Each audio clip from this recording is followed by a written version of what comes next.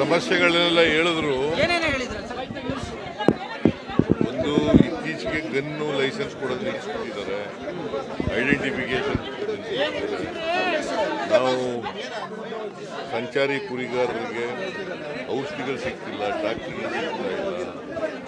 ಆಮೇಲೆ ಭಾಳ ದೌರ್ಜನ್ಯಗಳು ನಡೀತವೆ ನಮ್ಮ ಮೇಲೆ. ಪೊಲೀಸ್ ಸ್ಟೇಷನ್ಗೆ ಕಂಪ್ಲೇಂಟ್ ಕೊಟ್ಟರೆ ಕೊಡಲ್ಲ. ಆಮೇಲೆ ಫಾರೆಸ್ಟ್ಗೆ ನಲ್ಲಿ ತೊಂದರೆ ಕೊಡ್ತಾರೆ. ಫಾರೆಸ್ಟ್ನಲ್ಲಿ ಕುರಿಗಳು ಗಿಡ ಏನು ಕಡಿಯಲ್ಲ, ಅವು ನೆಲದಲ್ಲಿರ್ತಕ್ಕಂಥ ಹುಲ್ಲನ್ನು ಮೇಯ್ತವೆ. ಈ ಥರ ಎಲ್ಲ ಹೇಳಿದ್ದಾರೆ. ಸೊ ನಾನು ಅವಕ್ಕೆಲ್ಲ ಈಗ ಬಜೆಟ್ನಲ್ಲಿ ಕೆಲವು ಘೋಷಣೆಗಳು ಮಾಡಿದ್ದೀನಿ. ಆ ಘೋಷಣೆಗಳಿಗೆಲ್ಲ ಆದೇಶ ಇಶ್ಯೂ ಮಾಡಿ ಅಂತ ಹೇಳಿದ್ದೀನಿ. ಮತ್ತು ಅನುಗ್ರಹ ಅಂತ ಒಂದು ಕಾರ್ಯಕ್ರಮ ಇದೆ, BJPಯವರು ನಿಲ್ಲಿಸ್ಬಿಟ್ಟಿದ್ರು. 22, 23 ಕೊಡಲಿಲ್ಲ. ಅದಕ್ಕೆಲ್ಲ ವರದಿ ತರಿಸ್ಕೊಂಡು ಯಾರ್ಯಾರು ಕೊಟ್ಟಿಲ್ಲ ಅವ್ರಿಗೆಲ್ಲ ಕೊಡಬೇಕು ಅಂತ.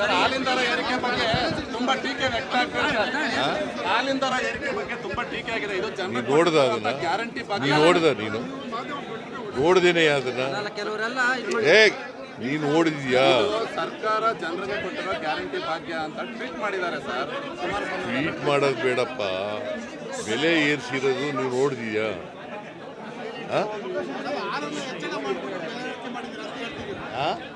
ಹಾಲಿನ ಕ್ವಾಂಟಿಟಿ ಹೆಚ್ಚಳ ಮಾಡಿ ನೀವು ಅದಕ್ಕೆ ಬಂದಿರೋದು, ನೀವು ತಿಳ್ಕೊಳ್ಳೋದು ಇಲ್ಲ, ಏನೂ ಇಲ್ಲ.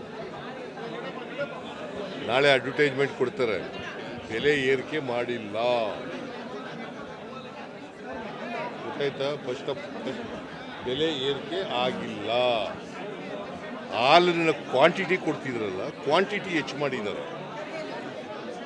ಆ ಕ್ವಾಂಟಿಟಿ ಹೆಚ್ಚು ಮಾಡಿ ಅದಕ್ಕೆ ಎಷ್ಟು ಬೆಲೆ ಆಗುತ್ತೆ ಅಷ್ಟು ದುಡ್ಡು ಹೆಚ್ಚು ಮಾಡಿದ್ದಾರೆ.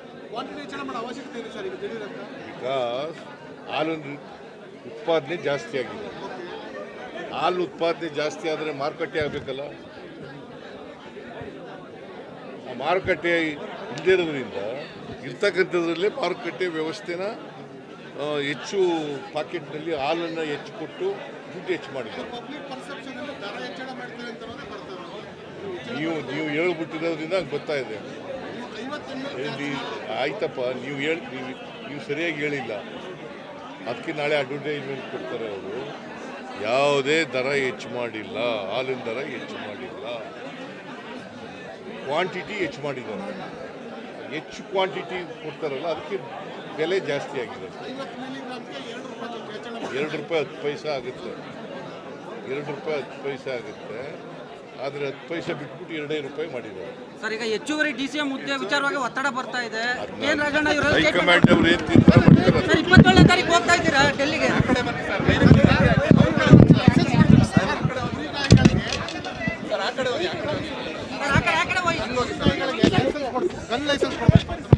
ಮೊದಲೇನೆ ಮಾಡಿದ್ದೇನೆ ಹಿಂದೆ. ಅನುಮೋದನೆ ಇದ್ದಾಗಲೇ ಯಾರ್ಯಾರು ಸಂಚಾರಿ ಕುರಿಗಾರರಿದ್ದಾರೆ, ಸಂಚಾರಿ ಕುರಿಗಾರರು, ವಲಸೆ ಕುರಿಗಾರರು ಈಗ ಬೆಳಗಾಮಿಂದ ಹುಬ್ಬಳ್ಳಿಗೆ ಬರ್ತಾರೆ, ಹುಬ್ಬಳ್ಳಿಯಿಂದ ಬೇರೆ ಜಾಗಕ್ಕೆ ಗದಗ ಬರ್ತಾರೆ, ಗದಗಿಂದ ಹಾವೇರಿಗೆ ಬರ್ತಾರೆ.